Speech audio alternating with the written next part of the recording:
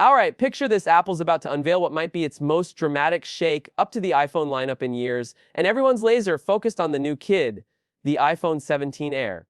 But while everyone's obsessing over the Air's sleek build and slim profile, there's another question bubbling beneath the surface. What's really going on with the iPhone 17 Pro and Pro Max? Is this the moment to upgrade, or should you wait it out? Welcome back, viewers. Sam here. Make sure to like, share, and subscribe for more no-nonsense, hype-free takes on everything tech.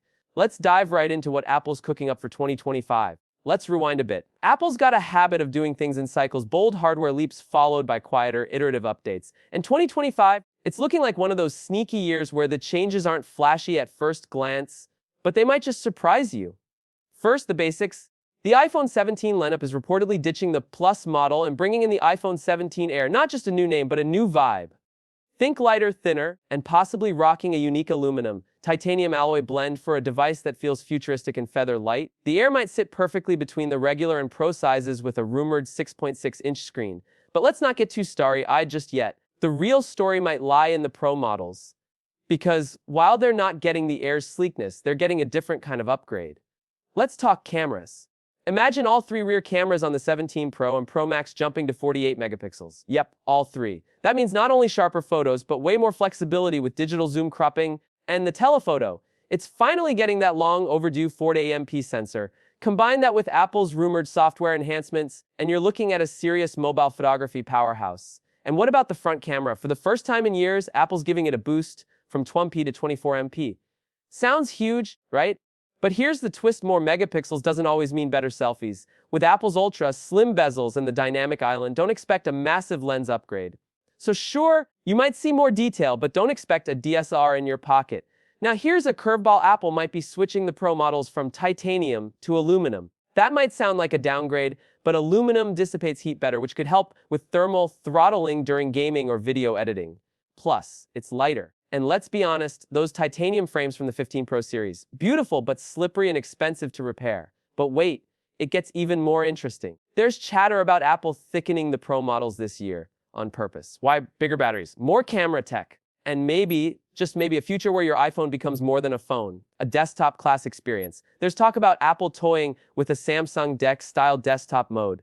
With U-resolution video output and that monster A19 Pro chip, it's not a stretch. Speaking of chips, let's unpack the A19 and A19 Pro. These are Apple's first 2-nanometer chips. That means more transistors, less heat, and better battery efficiency. Combine that with 12GB RAM rumored for the Pro models, and you're looking at a multitasking magic. Advanced AI, smarter Siri, and real-time editing tools could be closer than you think. And here's the software kicker: iOS 26. Apple's planning to debut a whole new design language with liquid glass visuals. Think fluid transitions, reflective elements, and buttery smooth animations. It's all possible thanks to the raw power of the A19 series. But don't be surprised if some of these features are locked behind the Pro's beefier specs. Then there's the display. The Pro models will almost certainly keep promotion, Apple's buttery, smooth 120Hz tech. But the rumor mill's churning with whispers that this year, always on display and even promotion might trickle down to the standard iPhones. That would be huge durability. Word is Corning's working on a tougher glass layer that could finally dethrone ceramic shield. Less glare, fewer scratches, and better resistance to cracks. That's the kind of quiet upgrade that makes a daily difference. On the inside, Apple's reportedly shifting to resin-coated copper motherboards. Sounds nerdy, but it allows thinner boards and more internal space. That could mean better heat dissipation, room for new components, or even slightly lighter devices. Battery life is a mystery every year. But with a thicker build and tungsten chips, this could be the year Apple finally cracks the multi-day battery code. Or at least gives us a Pro Max that lasts all day and then some. But let's talk price, because things might get spicy. Global tariffs are a mess, and Apple could pass that cost on to consumers. If worst-case scenarios play out, we could see the iPhone 17 Pro Max pushing past $2. Yeah, let that sink in. So is the 17 Pro worth it? That depends. If you're on a 13 Pro or newer, you might not feel the jump. But if you've been holding on to a 12 Pro or even an 11 Pro, this might be your sweet spot, especially if Apple surprises us with AI-exclusive features or a new mode that redefines what your phone can do. Now, back to the iPhone 17 Air. Apple's clearly positioning it as the stylish middle child. Not as powerful as the Pros, but elegant, futuristic, and ultra-portable. One camera, a fresh new size, and possibly the lightest iPhone ever made. It might not have the triple camera setup, but don't underestimate Apple's ability to push single camera magic through computational photography. And if you've been craving that iPad meets iPhone foldable, the iPhone 18 might be your year. Rumors suggest Apple's building its own modem chips, streamlining internal designs, and working toward a foldable Ultra iPhone. That could be the moment everything changes. Until then, the smart move might be to wait unless the Era Pro models check a very specific box for you. Because next year, that could be the revolution Apple fans have been waiting for. But don't count this year out just yet. There's still a wild card, something Apple hasn't confirmed but might quietly slide in: satellite messaging upgrades, improved emergency SOS, or even that long rumored under-display Face ID. If even one of these makes it in, it could be a game changer. And don't forget the accessories. Apple's new MagSafe 3 could make a surprise appearance with stronger magnets, faster charging, and even compatibility with a wider range of third-party docks and mounts. If you're in the Apple ecosystem, this could seriously improve your everyday convenience. Now here's one more thing you might not have expected. Apple may finally be opening the door to sideloading apps in more regions, thanks to mounting regulatory pressure. While this may not be a headline feature, it could completely change how you use your iPhone, especially if you're tired of the App Store's limits.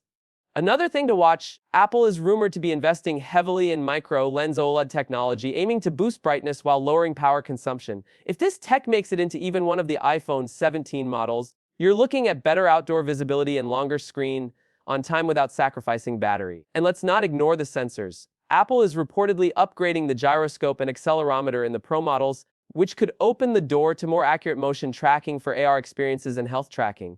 There's even talk of a next-gen LiDAR system, which could massively boost AR fidelity and camera autofocus speed in low light. And what about audio? Rumors suggest Apple might implement a new spatial audio calibration system using upgraded microphones and machine learning to tune sound output based on your environment. That's not just for movies. It could revolutionize voice memos, video calls, and even accessibility features. In fact, Apple might be working on an entirely new ecosystem approach, blending the iPhone with Vision Pro functionality. There are whispers that iPhone 17 Pro could act as a controller or content source for a lighter, more affordable Vision headset in the future. That synergy between devices could take Apple's ecosystem to a whole new level.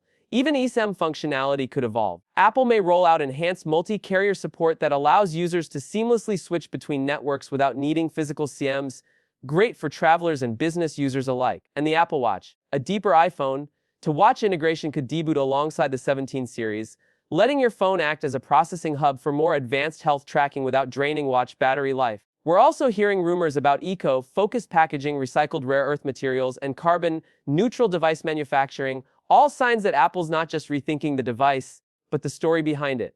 So are you leaning Air Pro or skipping altogether? Drop your thoughts, hit that like button, and don't forget to subscribe. Signing off, but not for long. This tech story is just heating up.